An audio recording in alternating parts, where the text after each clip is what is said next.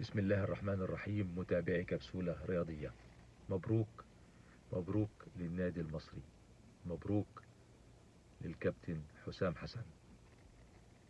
أول مرة من فترة طويلة جدا، 3 أو 4 سنوات أو أكتر، في العهد الذهبي للنادي المصري في عهد كابتن حسام حسن.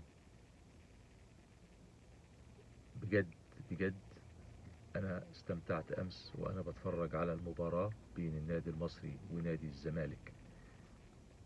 بصرف النظر عن النتيجة، لا تعنيني النتيجة، هو طبعا فضل من الله سبحانه وتعالى ان توج تعب ومجهود الكابتن حسام بالفوز، ولكن من اول ثانية بعد حتى دخول الهدف في مرمانا، ولكن بجد قدرت استمتع وافرح واراهن او اكسب الرهان على الكابتن حسام حسن في انه بجد قدر يعمل الفرقة اللي انا متخيلها واللي انا نفسي فعلا يكون النادي المصري على البداية الصحيحة.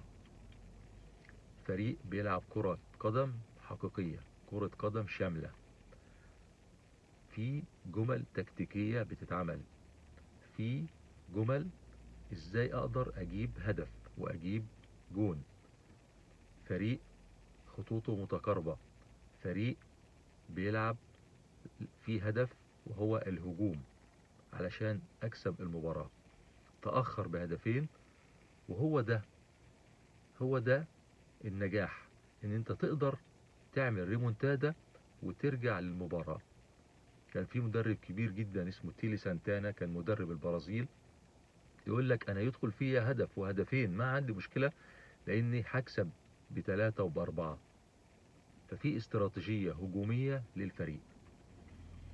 بيتبقى شيء بسيط جدا، واللمسة الاخيرة ان انا اقدر ادافع صح علشان اكسب المباريات كلها. وزي ما احنا بنشوف المانشستر سيتي مع جوارديولا بيلعب كرة هجومية بحتة، وفي مباريات كتير جدا جدا بيخسرها لعدم الالتزام الدفاعي. حسام حسن أمس نجح بتقدير امتياز.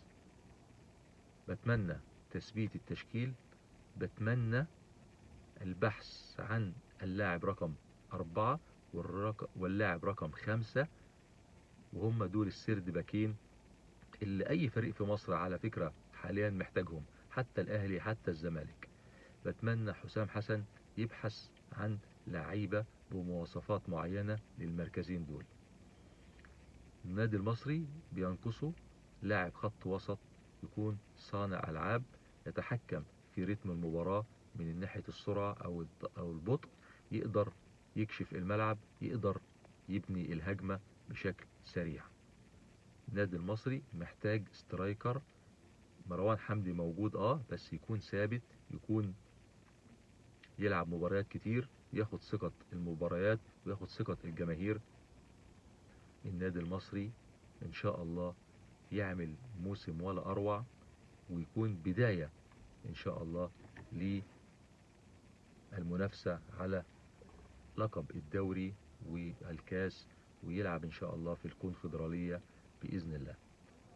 حسام حسن ممتاز، حسام حسن يستحق التحية والتقدير. جماهير النادي المصري بجد افرحوا، عندكم فريق قوي، عندكم مدرب واعي، ان شاء الله الجاي افضل باذن الله. كل الشكر لمتابعي كبسولة رياضية، ومبروك لبورسعيد، مبروك لجماهير النادي المصري العاشقة لكرة القدم. شكرا، والسلام عليكم ورحمة الله وبركاته.